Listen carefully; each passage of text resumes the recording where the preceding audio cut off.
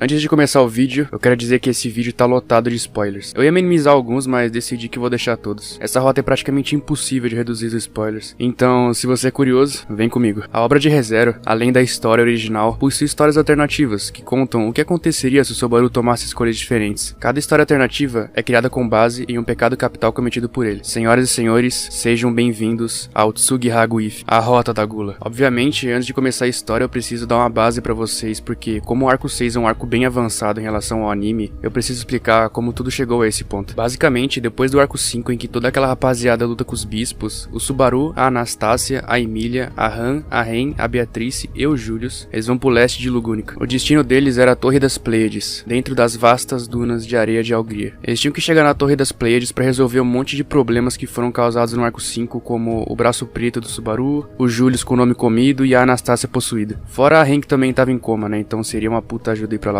E antes deles conseguirem chegar lá, eles tiveram que enfrentar um monte de obstáculos, e um deles era a tempestade de areia. Só que essa tempestade de areia não era uma tempestade comum, ela era feita como um mecanismo de defesa da área. E toda essa defesa era pra justamente ninguém chegar na torre, porque nessa torre tá selada a Bruxa da Inveja. Como eu acabei excluindo aquele vídeo sobre a Sátala, eu vou dar uma explicação rapidinha aqui pra vocês. Essa torre guarda o corpo físico da Bruxa da Inveja. Ela foi selada pelo sábio, conhecido como Flugel, o dragão Vulcânica e o rei de Astra, o primeiro santo da espada. Como o Flugel não tá mais lá, ele deixou uma guardiã na torre, chamada Shaula. A Shaula tem o papel de impedir que qualquer pessoa chegue perto da Torre das Pleiades. Então, além da tempestade de areia, a Shaula fica atirando de longe nos caras. Depois de todo mundo ter literalmente comido areia, eles finalmente conseguem chegar na torre. O Subaru tinha desmaiado, mas logo ele acorda dentro da torre com a rapaziada reunida. Lá a Shaula já encontra ele e tenta agarrar ele quando ele levanta. Ela tem muito carinho por ele e diz que o Subaru é o mestre dela. Só que o mestre dela era conhecido como Flugel, o sábio. Foi ele que criou a torre onde tá a Shaula, o Subaru e toda a galera dele. E é nesse arco que entra a teoria que o Subaru é o Flugel. Pior que, se não for verdade, eu quero ver como que o Tapei vai se livrar dessa teoria. Tem tantas pistas que o Subaru é o Flugel que chega até ser meme. Enfim, voltando. A Shaula fala que eles não podem sair da torre até completarem todos os desafios que tem lá dentro. O que significa que, caso alguém saia da torre, a Shaula vira um monstro gigante e mata todo mundo. É tipo um Sword Art Online. Você entrou na torre, agora tem que zerar todos os andares. E além dessa regra, tem outras regras também que se resumem a não danificar a torre, não desrespeitar a biblioteca e não violar as regras dos testes. Ela explica que existem 6 andares na torre: Electra, Selaeno, Taigeta, Maia, Asterope e Alcione. O Subaru pergunta pra ela por que não tem um andar chamado Merope, e ela fala que é um segredo. Como o Subaru conhece muito de estrelas, ele sabia que Merope também fazia parte do conjunto das Pleiades.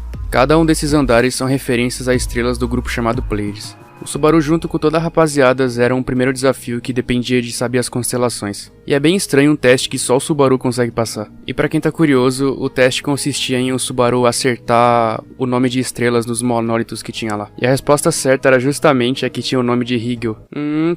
Tapei, seu espertinho. Pra quem não lembra, Rigel é o nome do filho do Subaru em uma das linhas do tempo alternativas, que tem o nome de Renif, a Rota da Preguiça. Eu já fiz essa história aqui no canal, então se você ainda não viu, eu vou deixar o card aí em cima. Bom, eles passam no teste e acessam a Biblioteca dos Mortos em Taigeta, que contém o livro de todas as pessoas que já morreram. Essa biblioteca funciona assim: quando a pessoa morre, a biblioteca gera um livro, e nesse livro tem todas as memórias daquela pessoa, tem tudo que ela já passou na vida dela, desde quando ela nasceu até quando ela morreu. Então, se a pessoa tem uma certa proximidade com ela e quiser ler o livro vai se abrir pra ela e vai mostrar as memórias dela. E caso a pessoa não tenha uma certa proximidade, o livro nem funciona. Só que o problema é que é extremamente perigoso ler esses livros. Era dito que caso você lesse, a tua alma ia ser consumida por ele e você ia ficar meio maluco. E além da biblioteca de Taigeta, também tinha uma sala verde que tinha um espírito lá dentro, que ele basicamente curava todo mundo que tava lá dentro. E a única função dele era curar, então ele só ficava lá. O grupo deles montou uma base ali do lado das salas e ficou lá como um acampamento. Depois deles conferirem tudo, eles foram pro segundo teste. Só que o segundo teste não era tão fácil assim quanto o primeiro, que era só adivinhar a resposta. O segundo teste consistia em você, basicamente, derrotar o rei de Astria, o primeiro santo da espada. Derrotar um fodendo Astria. Obviamente, todo mundo tomou uma surra lá e tiveram que voltar pro acampamento. Eles precisavam pensar em outro jeito de passar no teste. E antes de dormir, o Subaru troca uma ideia com a Anastácia, que tá sendo controlada pela Ikidona. E assim como eu falei no vídeo dos espíritos artificiais, que inclusive é um vídeo muito antigo,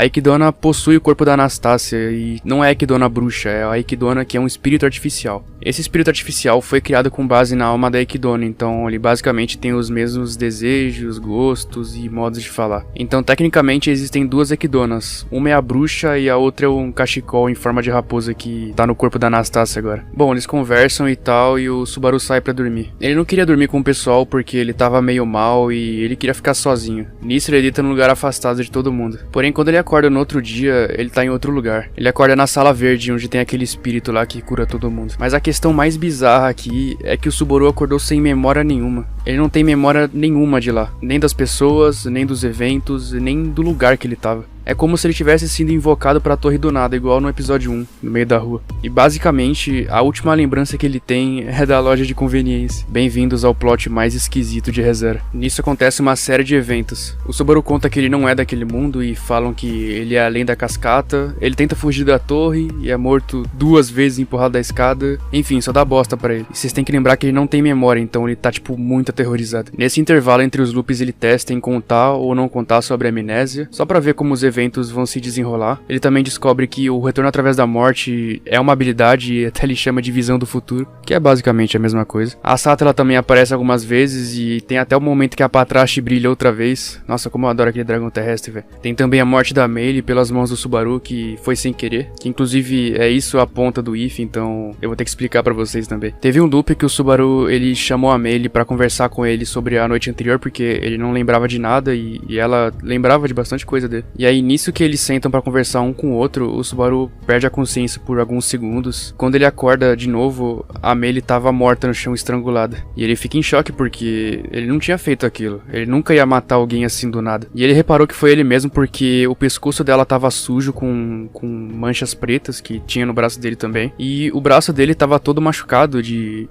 alguém tentou impedir que fosse enforcado. Então basicamente foi ele mesmo que matou a Meili enforcada no chão. Aí tem todo o medo dele de descobrirem o corpo dela, aí ele esconde o corpo, aí ele mete o louco pra todo mundo, porque ele tava com muito medo. E aí a Beatrice acha o livro dos mortos da Meili na parede lá da estante. Aí o Subaru convence todo mundo a ler o livro pra ver o que aconteceu com ela. Aí nisso a gente tem o primeiro contato com o que acontece quando a pessoa lê o livro. E basicamente o Subaru viu a vida inteira da Meili desde o início até o final. E viu que era outro Subaru que tava matando ela naquele momento, não era ele de verdade. Inclusive gera desconfiança que ele acha que o Subaru que matou ela é o Subaru com memórias, então, tipo, fica um mistério no ar. Depois que ele lê o livro, a Meili basicamente fica na cabeça dele, tipo, ela aparece assim do nada do lado dele. Aí, tipo, fica conversando com ele, fala o que ele tem que fazer. Tipo, mesmo que a pessoa tenha morrido, quando você lê o livro dela, ela fica, tipo, do seu lado, assim, conversando com você. Obviamente eu não consigo contar tudo com detalhes de como aconteceu, porque esses eventos são muito grandes e o vídeo ia ficar gigante também. Mas basicamente o Subaru tava sem nenhuma memória e ele tinha ficado muito desconfiado e confuso de todo mundo. A cada loop todo mundo morria, ele morria e ele não tinha nenhuma resposta pra nenhuma pergunta que ele tinha. Ele tinha medo de todo mundo e basicamente não sabia o que fazer. Inclusive ele começou a achar que era um erro ele tá ali, era um erro o Subaru sem memória existir. Aí nisso, depois que ele matou a Meili sem querer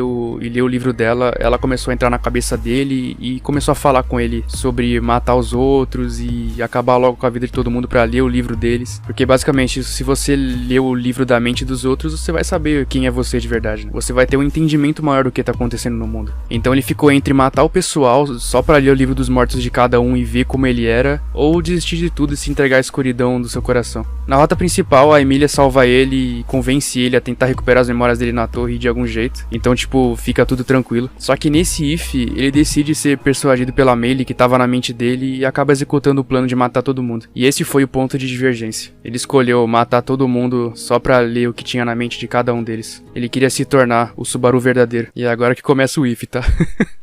remendando, preenchendo cores, remendando. A história começa com o Subaru perguntando algo bem específico por uma garotinha que tava no norte de Lugunic. Era uma vila pequena e só tinha sobrado ela lá. Ei, qual é o meu nome? A garotinha era chamada de Amoe Sears. Ela tava com medo e tava muito relutante em responder a pergunta do Subaru. Ela responde com um não, afinal ela realmente não sabia quem era ele, mas o Subaru aceitou o não que ela falou. Afinal a vida é feita de escolhas e o Subaru aceitou a escolha dela. Ela não sabia o nome dele. A cena pula pro Subaru fazendo um almoço pra turma dele no meio da estrada. A Han, a Emilia, o Julius, a Beatrice e a Manny discutiam com muita alegria do que eles gostavam mais, se era batata cozida no vapor ou se era maionese. Depois de um certo tempo conversando, o Subaru recebe a Shaula correndo atrás dele. Depois que ele vê ela chegando, a presença de todos aqueles amigos dele antigos acaba desaparecendo. Eles não estavam ali de verdade, só estavam na cabeça dele.